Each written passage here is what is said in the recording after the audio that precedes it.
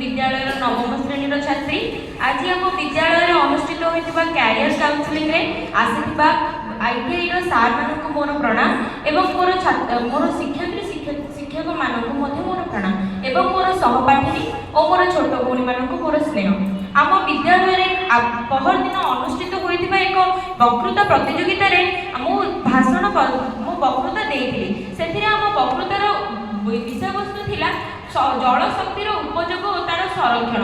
आम किभଳି भाबरे जल शक्तिर उपयोग करबा और तार संरक्षण करबा। आम समस्त जाने जल है आमर जीवन एवं जल बिना गोटे प्राणीर जीवन केबे हेले भी संभव नुहे एवं सेथिपई हमको जलर उपयोग नित्यादि आवश्यक। सेथिपई आम कोन करिबे सकाळु उठू आम जल ही व्यवहार करू। सेथिपई आम सबुबेले जलर संरक्षण करबा उचित। किंतु वर्तमान जेभଳି भाबरे जलर उपयोग करा होउची जेभଳି भाबरे आम जल को नष्ट करूचे सेथिरे तो आम जल को संरक्षण मध्य करि परिबानी। सेथिपई आम कोन करू ना जल जेतेबेले आम गाधू कि खाऊ कि पीऊ जल को आम बहुत नष्ट करू। आम सेटा करबा कथा नहीं किंतु आम सेटा करू। किंतु कोन केवल आम देश रे कि आम पृथ्वी रे 5-6 जन जल संरक्षण कले कोन हमर जल संरक्षित होई जिवो केबे भी नहीं। आम समस्त को जल संरक्षण करबा को पड़िबो। आम जानि छे जल बहुले सृष्टिनाश जल विहुने मध्य सृष्टिनाश माने गोटे स्थान रे जदि जलर अभाव पड़िबो सेठी मरुडी होई जिवो एवं जदि गोटे स्थान रे जल बहुत थिबो तेबे सुनामी आसी जिवो। सेठी पई हमको जल नित्यांत आवश्यक।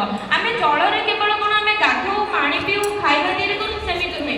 आम जलर मध्य शक्ति पाऊ जहाको आम हाइड्रो पावर बोली कहू। हाइड्रो पावर हमर जल विद्युत शक्ति उत्पादन होता है। टरबाइन घुराई आम नदी बंध माध्यम जल विद्युत शक्ति उत्पादन कर सेथिरे तो हमर विद्युत शक्ति उत्पन्न हुए। सेथिरे तो आम सहर आम विद्यालय आम हॉस्पिटल आम विज्ञानगार रे सब लाइट पहुँचे बा आलोक पहुँचे विद्युत पहुँचे। आम सेटा को केमिति भाबे नष्ट करूचे से कथा हमको कहीं भी आम सब बड़े रास्ता घाट रे नारा लगे बुलुचे जे सेव वाटर सेव लाइफ किंतु सेटा कोन केही समस्त पालन करूछंती केही भी पालन करूनांती। केवल विद्यालय रो पिला कि कॉलेज रो पिला कि कोनोसी ऑफिस रो पिला कोनोसी ऑफिस रो स्टाफ हेले जेतेबेले ए एनर्जी कंजर्वेशन डे आसुची सेतेबेले समस्त रास्ता ऊपर ओल्हे जाउछंती एवं कहउछंती सेव वाटर सेव लाइफ किंतु सतरे केही सेव वाटर सेव लाइफ करूनांती। किंतु हमको सेव वाटर सेव वाटर करिया पड़िबो माने वाटर को हमें सेव करिया पड़िबो। जदि वाटर को हमें न सेव करबा हमें भविष्य रे बहुत विपद रे पड़िबा। तेनु वाटर को सेव हमें केमिति करबा वर्तमान कथा हमें वाटर सेव केमिति करबा। वाटर हमें विभिन्न प्रकार माध्यम रे सेव करि परबा। जेते में रेन वाटर हार्वेस्टिंग कर परबा। हम छात ऊपर वर्षा पड़िला आमे ताको गोटे स्थान रे एकठी करबा एवं ताको सेव करबा। तापर आमे ताको पी परिबानी कारण तादरे बहुत प्रकार रो अम्ल सब रहिची ताको आमे छाणी की पी परिबा नहले आमे तादरे क्लोरीन बटिका पकाई पी परिबा। सेटा करबा को भी हमको जल को संरक्षण ही करबा को पड़िबो। तापर आमे कोन करि परिबा ना जेतेबेले हम कृषि कार्य रे मध्ये जल व्यवहृत हुए कृषि कार्य रे जेतेबेले जल व्यवहृत हुए सेतर अधिक जल आमे प्रयोग कर दउ किंतु सेटा नुहे अधिक जल प्रयोग कले से कृषि ही हबो।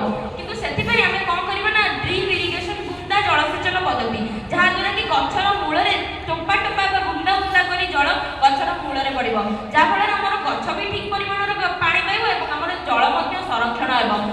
किंतु वर्तमान से सब करबा सत्ते मध्ये आम मानक मुंडरे बुद्धि नाही जे आमे जल को अपचय करूचे जल को अनावश्यक भाव में नष्ट करूचे। किंतु सेथि प्रति ध्यान देबा पई समस्त विद्यालय मानक रे ही सब कंजर्वेशन डे पालन करा होची। कंजर्वेशन डे रे पालन करिवार महत्व होला पिला माने किछि जानिबे एवं पिला मानक जानिबे तो आमे लोक मानक आवाज करि परबे जे सब कोन माने जल को आमे काई संरक्षण करबा एनर्जी को काई आमे संरक्षण करबा सेटा थिला हमर से दिनर टॉपिक। मु एति कहि मोर विदाय होची।